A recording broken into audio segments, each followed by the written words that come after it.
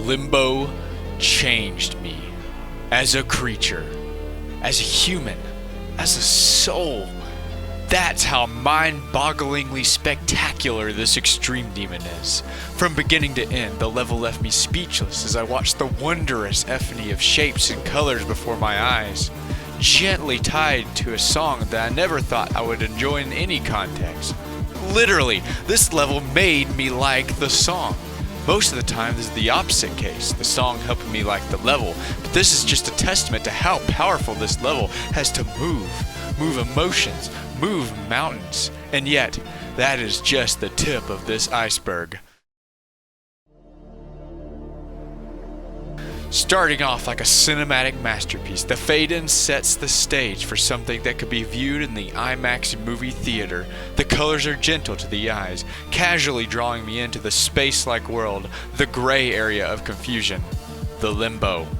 Speaking of confusion, what is this level trying to be? What is this level trying to be? The answer is blatantly clear. Like water from a creek bed flowing from the purest spring, the level is trying to be the most memorable, the most downright bottom of the nutsack, coolest memory levels ever made. Each part tries something new, most of them nailing it. Every section I come across, I can just pause the video and try to figure out what's the gimmick here. Some of the gameplay gimmicks are so cool that whole entire YouTube videos were made just to explain the parts. Just to go ahead and bring up the elephant in the room, one of these parts is the key part at the end.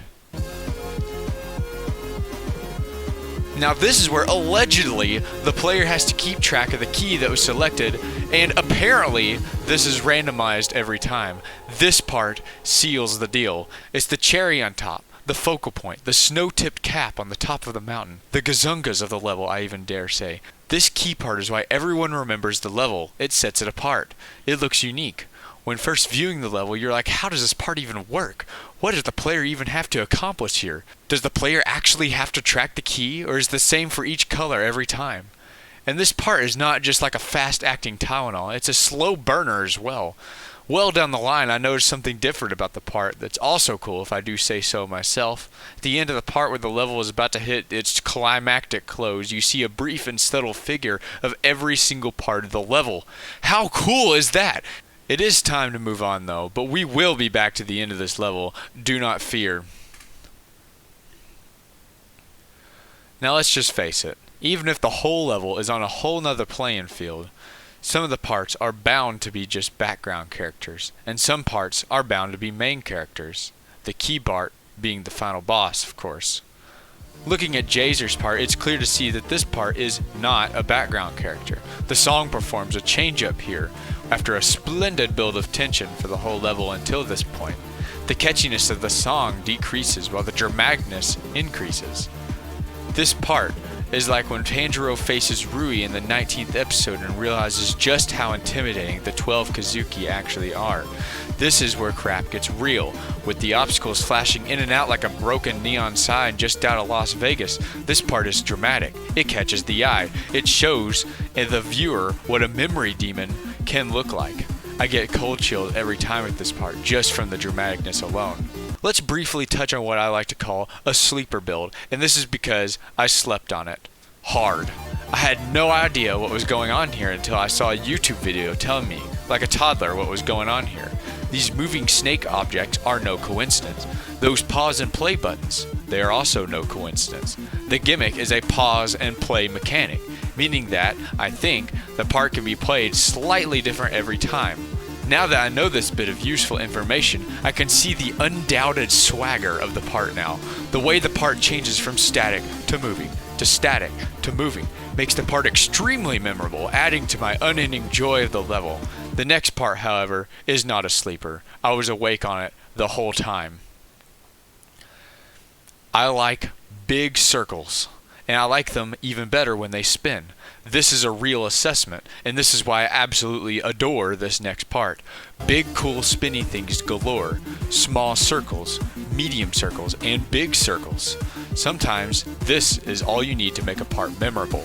Some of my favorite parts and levels are solely my favorite part simply because they have a cool spinning circle in it. The way the cube traverses these circles is also notable as well.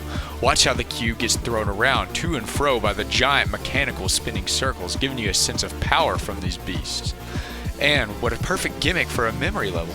I wouldn't know how to get through this part in the slightest, yet it feels so beautifully natural to be confused here. The memory aspect is not forced. It makes it feel natural. As we transition from this wave part to this mechanical part, actually, you know what? Let's talk about this transition. Remember what I said in the song earlier? That's right. It wasn't my favorite song in the slightest. And I also understand that this song is a remix of the original song, which was made specifically for the level, and that's pretty freaking cool if I do say so myself. Even so, I've always thought of the song as having the spice of a jar of mayonnaise or white skim milk. But look how the level literally enhances the song. It made this part of the song seem so intense as it transitioned to the next part. Like, it made it seem like it had the spice of like a ghost pepper, but really it's just mayonnaise. But let's talk about the next part that this is transitioning to. It's cool. It's not my favorite part. It's a lot of other people's favorite parts, but it's cool regardless. I like watching the machinery in the background. It's immersive. It draws you in. I also like how the obstacles in the foreground are traveling at the player at different speeds. This part is extremely good at depth and animation. It makes you want to go explore that factory. And I have a thing for old abandoned factories as well, just like the circles.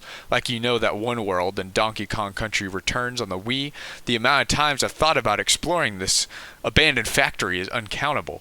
The only problem is, this part does not awaken that primal instinct in me like Donkey Kong Country Returns does. Probably because the part's purple and it doesn't look like a standard factory or abandoned.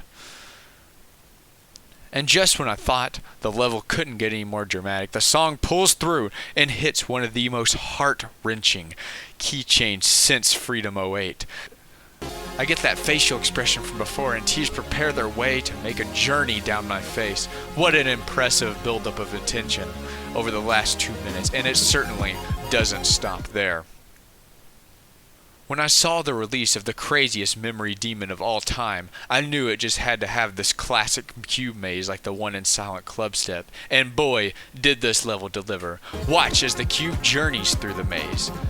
It's not a maze though, it's an ocean, a grid of blocks. This part is mind-bendingly repetitive, despite having really cool and borderline optical illusion type animations and decoration.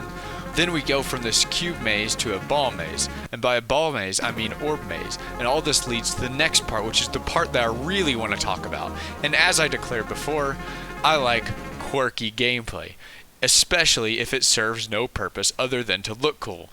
This is one of those parts. The dual ball that just repeats a funny little geometry dash physics moment. It's so good and it just catches my eye. It's moments like these that establish the creators as being creative creators. And it does a spectacular job at paving the way into the next part, which effectively second-hand paves its way into the key part I talked about earlier. But believe it or not, the key part is only the penultimate buildup of the tension in this level. The tension builds itself up at its finest at the very end of the level. After the song is ended, I call this chapter the end.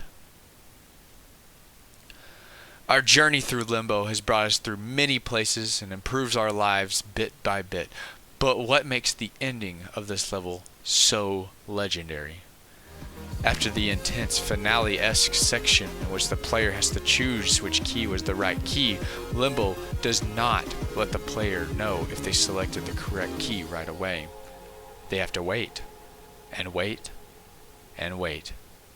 This is it. The master of tension building. Silence. What looks like the end screen and the default blue Stereo Madness background covers the screen. It looks fake. It almost seems real. But just when you think the end of the level is here, the cube appears out of nowhere and falls out of the map. Almost like the game is breaking and the cube is falling out of bounds. Only when the player hits a single row of spikes and doesn't die to them is the tension release. It's exquisite. It's daring, unexpected, and it gives me chills every time. This is why I love Limbo. Thanks for watching.